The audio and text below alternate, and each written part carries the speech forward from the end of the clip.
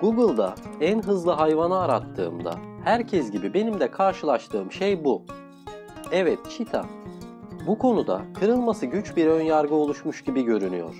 Ama aslında dünyadaki en hızlı hayvan çitadan 3 kat daha fazla bir hıza sahiptir. Bu kuş keskin görüşlü,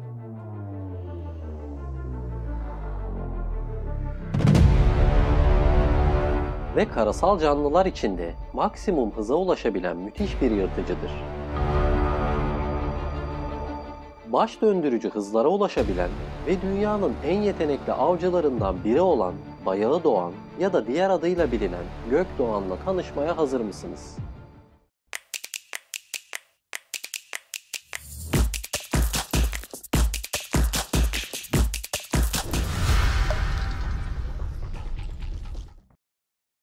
Gökdoğan, doğangiller familyasına ait gündüz yırtıcı kuş türüdür ve tüm yırtıcı kuşlar içinde en yaygın olanıdır.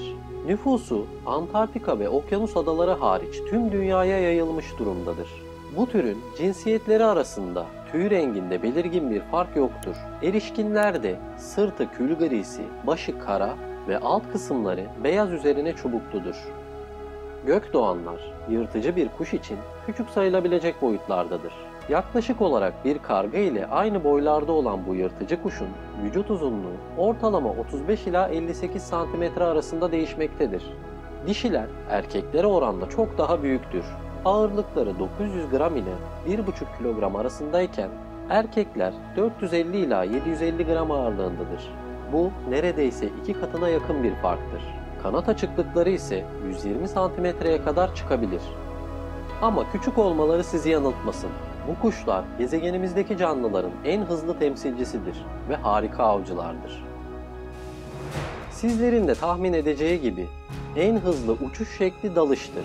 Gökdoğan'da uçuş sırasında geliştirdiği inanılmaz hızlar ile bilinir.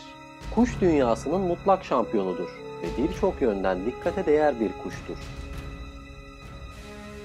Yatay uçuşta saatte 120 kilometrelik bir hızla maksimum hızına ulaştığı düşünülürken, avlarına doğru dalışa geçtiklerinde saatte 300 kilometrenin üzerindeki hızlara ulaşabilirler. Hatta 2005 yılında National Geographic'ten Ken Franklin 389 kilometrelik bir hıza ulaşabildiklerini kaydetmiştir. Bu da Gökdoğan'ı dünyadaki en hızlı hayvan yapar. Peki bu yırtıcı kuş bu kadar yüksek hızlara nasıl ulaşabiliyor?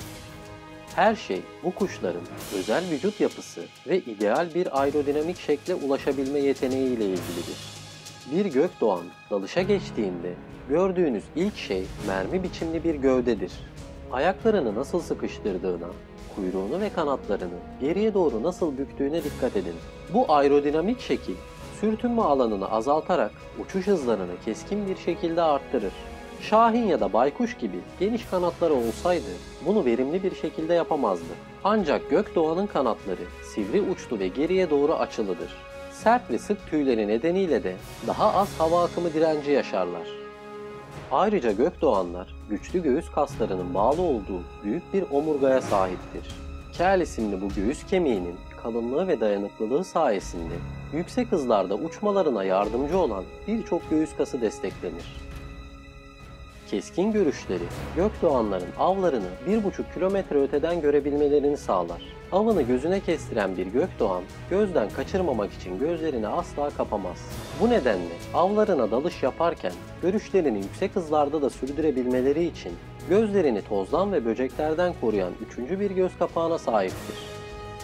Ama eğer bu muhteşem yırtıcı nefes alamazsa tüm bunların hepsi nasıl mümkün olabilir? Bu kuşun onsuz yapamayacağı başka bir doğal numarası daha var. Gökdoğanlar avı üzerinde dalışa geçtiğinde hava direnci keskin şekilde artar. Basınç o kadar yüksektir ki akciğerleri parçalayabilir. Bunun olmasını önlemek için burun deliklerinde havanın solunum sistemine geçişini güvenli bir şekilde düzenleyen ve nefes almalarını kolaylaştıran özel kemikli tüberküller bulunur. Öyle ki gökdoğanların burun delikleri süpersonik jet motorlarının tasarımına da ilham vermiştir. Ayrıca dakikada 400 ila 600 kere atabilen kalpleri sayesinde vücuttaki kan dolaşımı da yüksek hızlarda bozulmaz.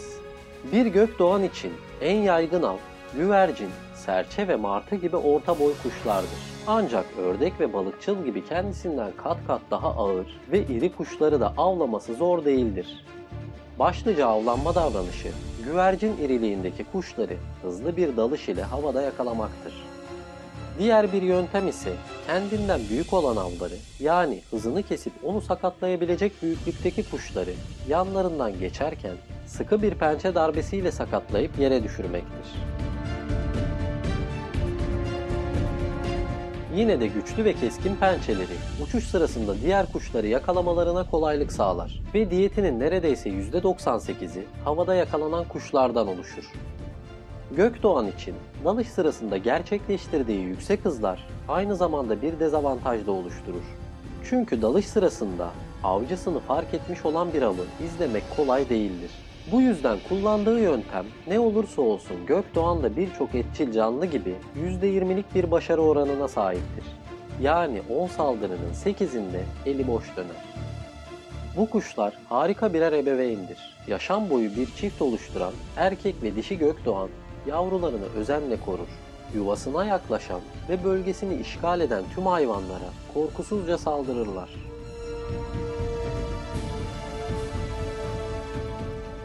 Ancak kızları büyük yırtıcı kuşlara saldırırken gökdoğana her zaman yardımcı olmaz. Kartala saldırdıklarında saldırısının fark edilmesi ve kartalın karşılık vermesiyle birlikte av haline gelebilirler.